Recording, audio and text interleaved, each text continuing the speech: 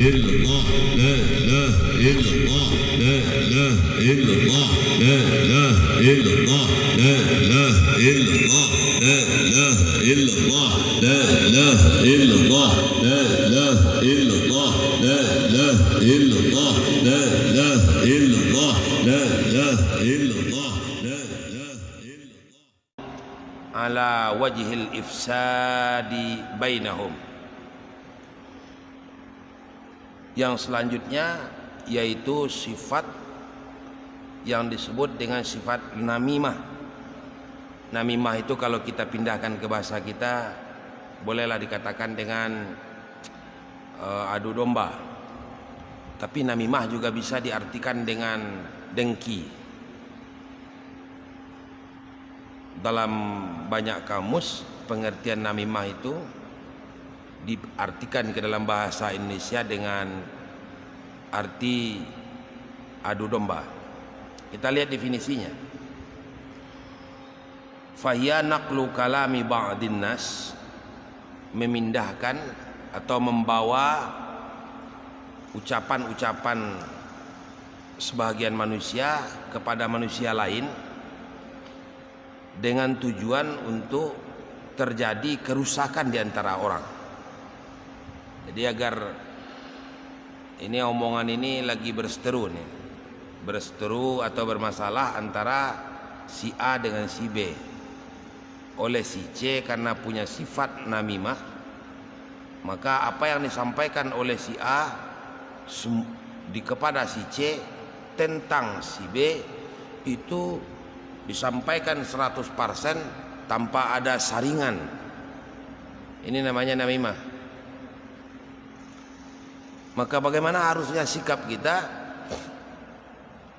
apabila ada dua orang yang berseteru?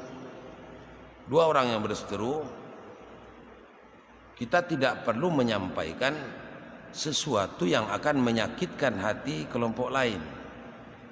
Sikapnya bagaimana? Diam saja. Diam saja. Tidak dikomentari, tidak dibilang. Kalau mau berkata, katakan yang baik-baik saja, yang tidak akan kira-kira menyakiti hati rivalnya, hati lawan seterunya. Si A dengan si B udah bermusuhan juga, udah tak berenakan juga. Maka berita jelek tentang si A tidak perlu disampaikan kepada si B. Itu Pak ya. Kalau dibawa itu namanya disebut dengan namimah. Begitu juga apabila datang orang kepada kita mengadu domba kita dengan orang lain dan kita tidak menerima, kemudian oleh kita diharamkan oleh Allah untuk menyampaikan kepada orang lain bahwa seseorang telah datang kepada saya mengadu domba saya dengan si A gitu. Itu tidak boleh.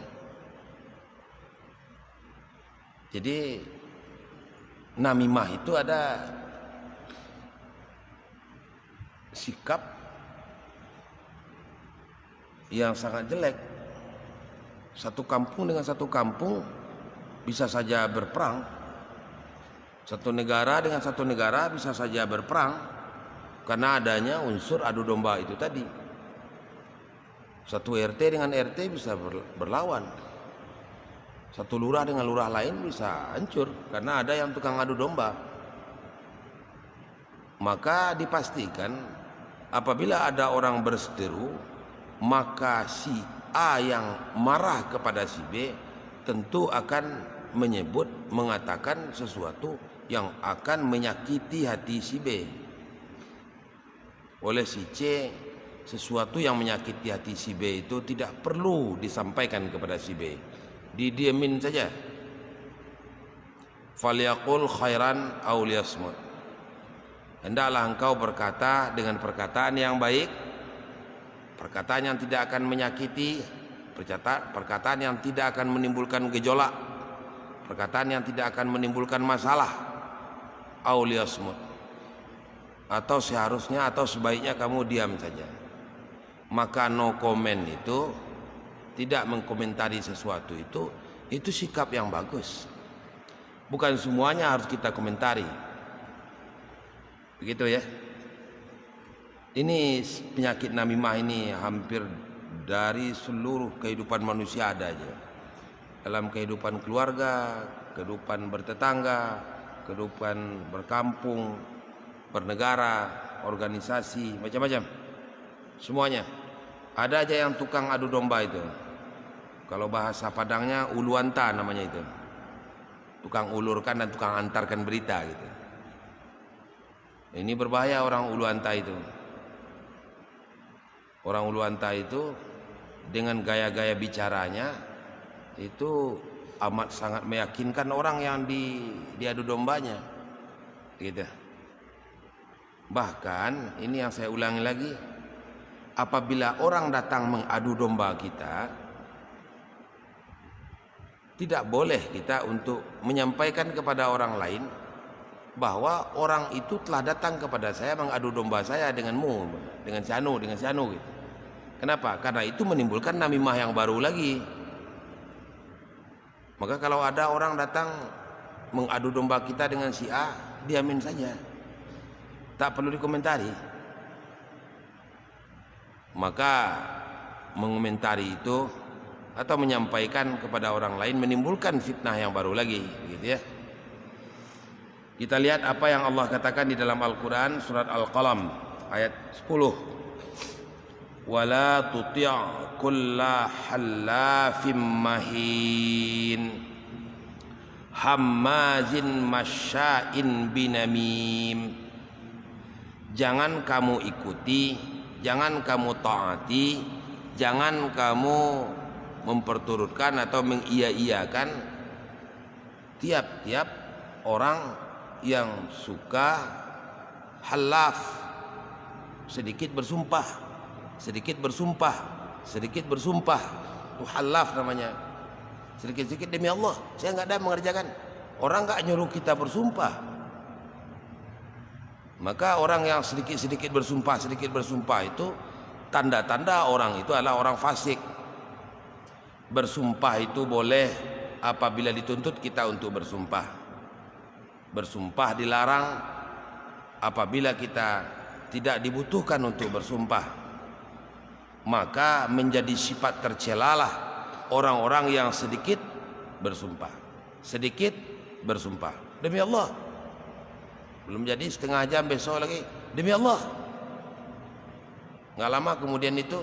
Demi Allah. Mengatakan bahwa dia sebentar ini dari aviari umpamanya. Demi Allah saya baru dari aviari.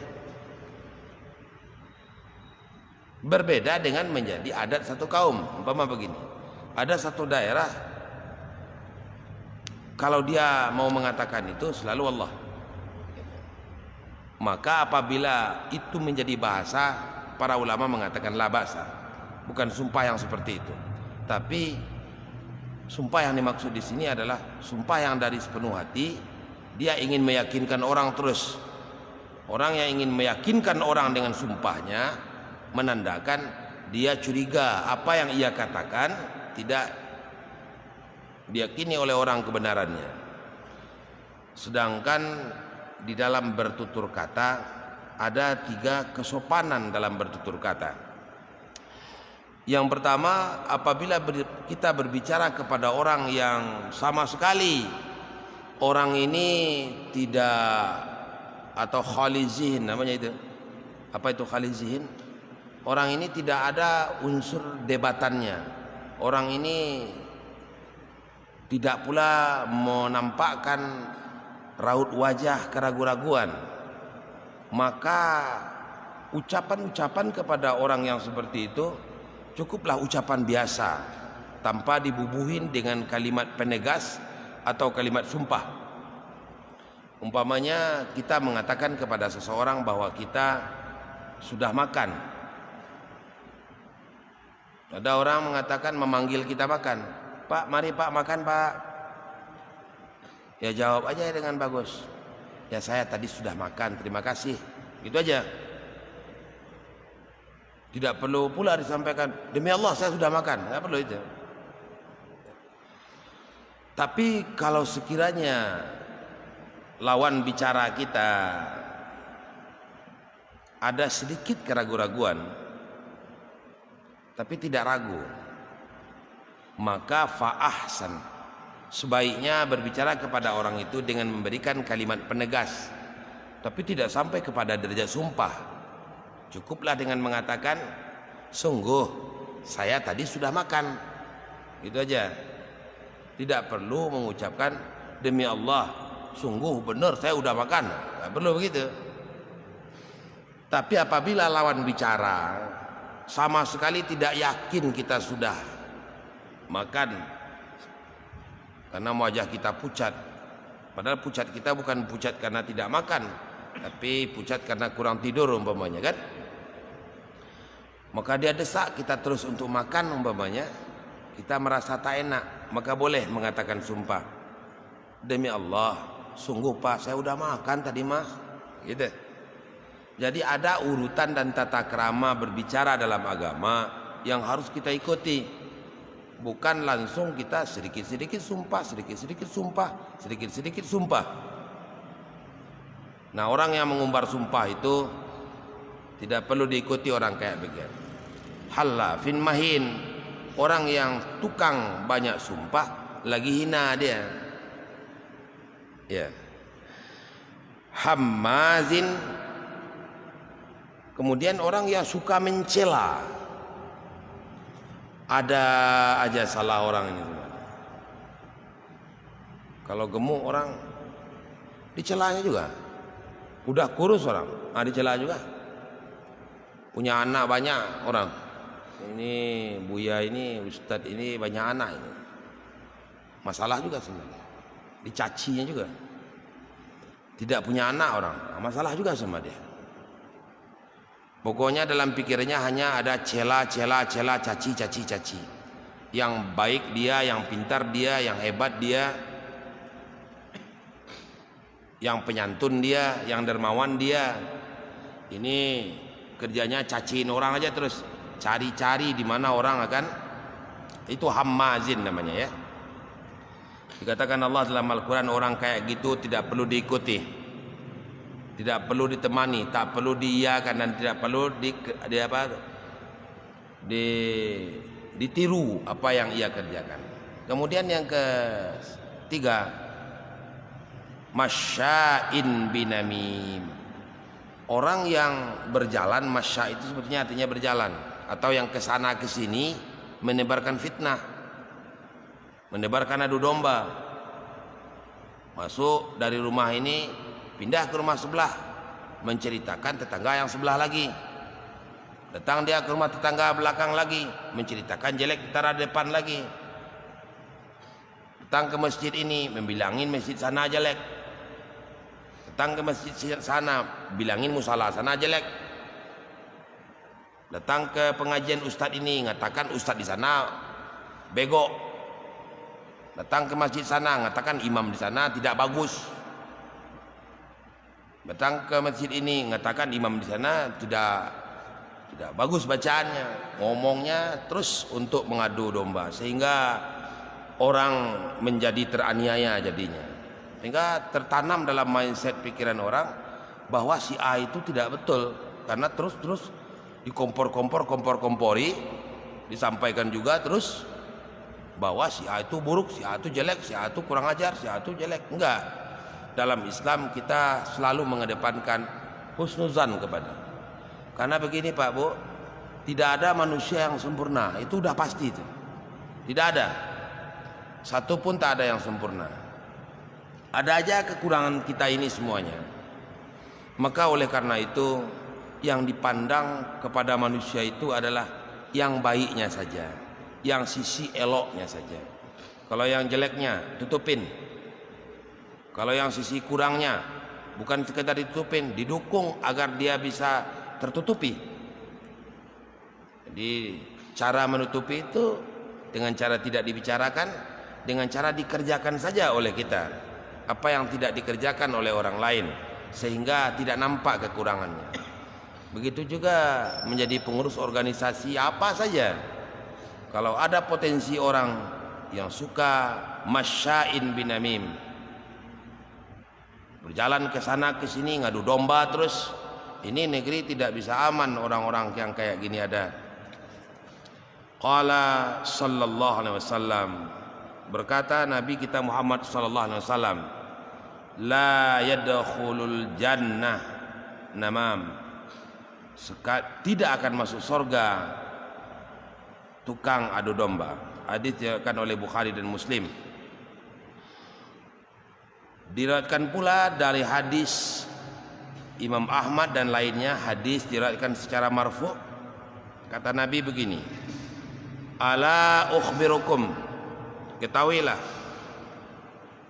ukhbirukum bi syar'i ibadillah, aku akan khabarkan kepada kamu, aku akan ceritakan kepada kamu hamba Allah yang paling jelek, syar, jahat. Tahukah kamu? Kata sahabat, bala, kami nggak tahu itu. Siapa di antara hamba Allah yang disebut dengan hamba Allah yang syar, syar'u ibad, hamba Allah yang jahat, yang jelek.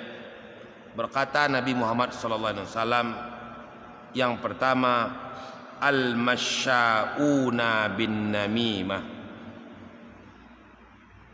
orang yang kesana kesini, orang yang kerjanya jalan ulu antar untuk mengadu domba. Itu orang yang paling jelek perangainya. Nanti kita lihat.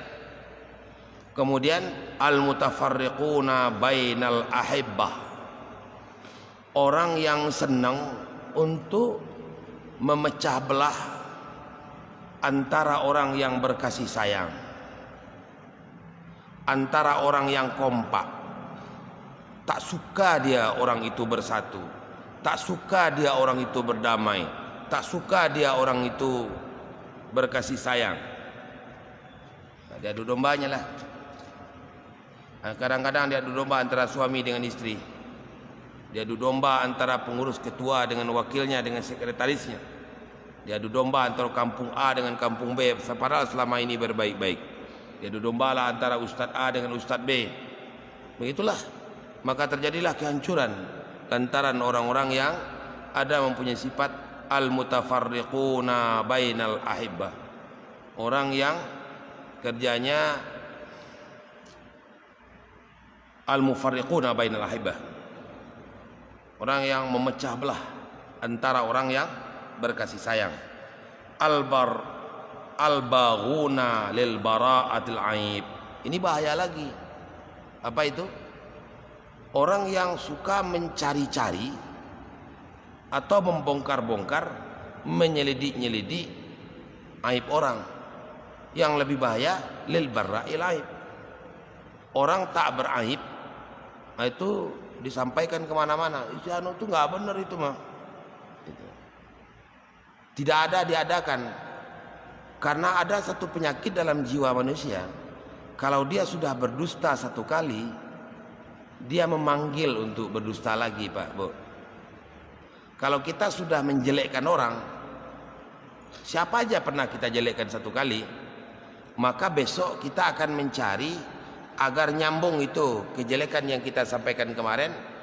Kalau kita bicara dengan orang ini, maka biasa kalimat yang disampaikan oleh para ulama tasawuf, orang yang sudah menjelekkan orang, dia akan mengatakan kepada orang lain besoknya lagi, oh bukan sekedar itu saja jeleknya, ada lagi yang lain, gitu.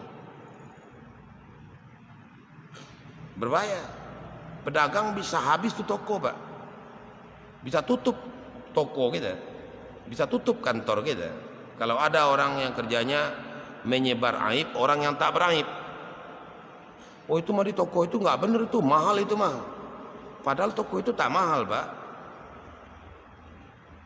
Maka ini berbahaya sikap. Makanya pantas Nabi mengatakan ini adalah sikap yang sangat tidak baik. Dalam riwayat bagi Abi Syuja dikatakan, apa kata Nabi? Al-hammazun, al-lammazun, katakan hadis ini, wal masyaun bin namimah al baghuna lil bara' bil aib yahsyuruhumullah fi wujuhil kilab. Pantas seperti ini. Orang yang hammazun itu yang suka mencela, caci maki, mencela aja, cari jelek orang aja terus. Tidak dapat lagi mencari jelek orang dari sifat akhlak orang, dari bentuk tubuh orang dijelek juga orang. Tidak dapat dari tubuhnya, cari jelek dari istrinya. Tidak dapat lagi istrinya juga bagus, anaknya lagi. Emang dia bagus, ilmu banyak, istri cantik, anak itu narkoba itu mah katanya kan. Pokoknya orang dicari aja jelek terus, sehingga orang ini mau tampil di tengah masyarakat jadi malu jadinya kan. Kita kan semuanya merasa malu kalau aib kita diumbar-umbar oleh orang kepada yang lain. Padahal sebetulnya itu bukan aib. Seperti anak kita ada otaknya yang tidak begitu bagus, dia tak juara di kelas. Maka itu bukan tidak pintar di satu segi, tapi pasti anak itu dipintarkan Allah di satu segi. Mungkin dia tidak pandai dan tidak juara, kelas juara 1, juara 3 di kelas, tidak pandai begitu matematik, tapi hatinya sangat lembut, jiwanya sangat santun, sangat perhatian dengan orang tua, pandai memasak, pandai nyenangin hati orang tua. Itu lebih baik lagi.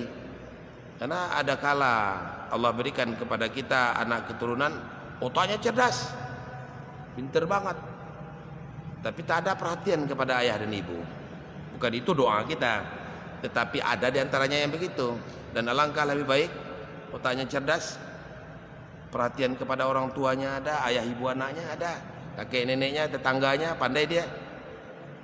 Maka itu bukan cacat, aib. Tapi ada orang membongkar-bongkar aib orang aja kerjanya terus. Itu namanya hammazun. Kemudian al-lammazun itu mencari-cari kerendahan yang rendah-rendah sama orang.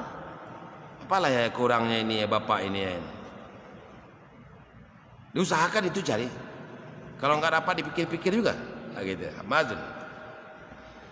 Al-masyauna bin namimah. Apa itu al-masyauna bin namimah?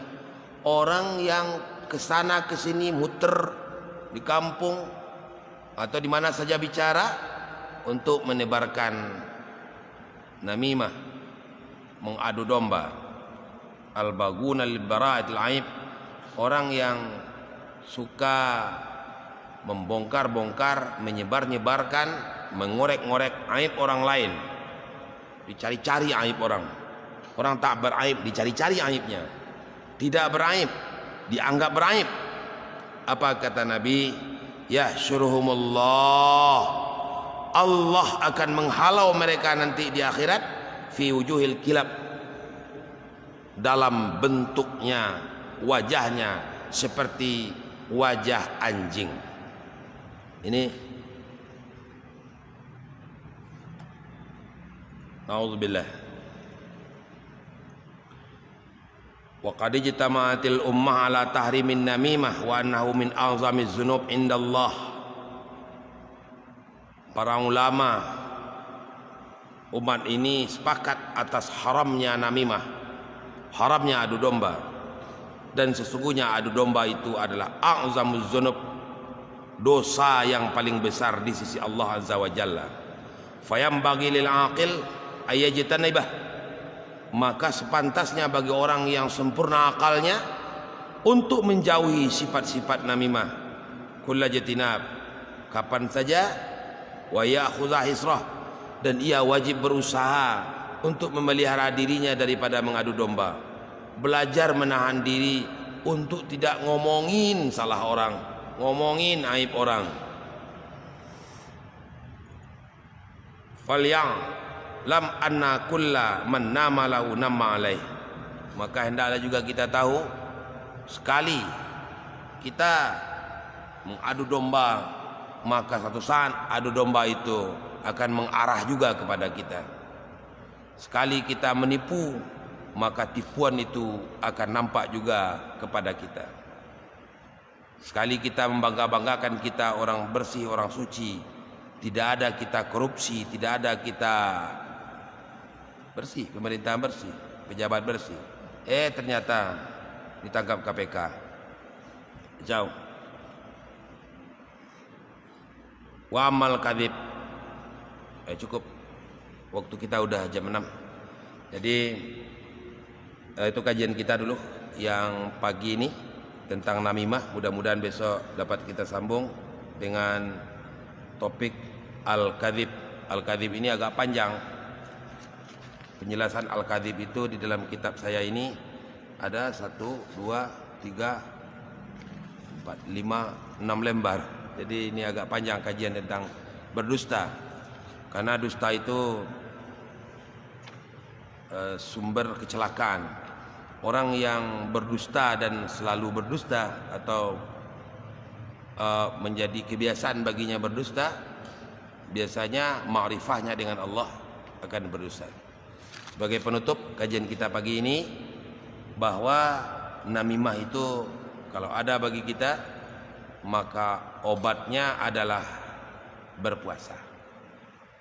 Kemudian sesudah kita menahan diri, menahan makan, karena dengan berpuasa orang akan menjadi berhenti untuk berbicara karena batal itu puasanya, batal pahala puasanya. Yang kedua, memperbanyak dan mengisi lidahnya dengan zikrullah. Jika lidahnya diisi dengan zikrullah, maka dia akan merasa malu atau malas untuk mengomentari perbuatan-perbuatan orang lain. Mudah-mudahan ada barakah, ada manfaat pertemuan kita pagi ini. Barakallahu li wa lakum fil Qur'anil azim wa nafani wa iyyakum bima fihi minal ayati wa dzikril hakim wa taqabbalallahu minni wa minkum wa taqabbal ya karim. Assalamualaikum.